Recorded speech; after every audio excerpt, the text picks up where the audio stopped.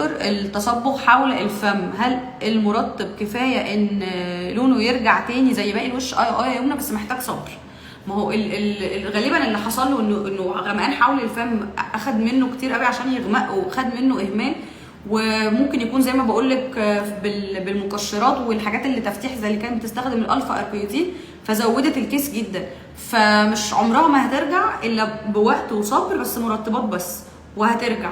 اللي تقول لك بقى ممكن اعمل بيلينج وتقشير، لا، ممكن يزيد الموضوع. وكمان نبطل الاسباب. يعني لو انا مثلا بحط برفيوم والبرفيوم بيجي منه على وشي وبنزل في الشمس، ده على فكره مع ناس بيعمل لها تصبغات. طيب لو انا بحط او بستخدم وايبس فيها الكحول وانا الحته دي عندي حساسه زي تحت العين. بصوا يا جماعه، من الاخر حوالين الفم لو عملتوه زي العين هترتاح. هل انا ينفع اجيب وايبس كلها مثلا ريحه وعطر والكحول وحاجات وامسح بيها تحت عيني؟ يعني هتحرقني جدا.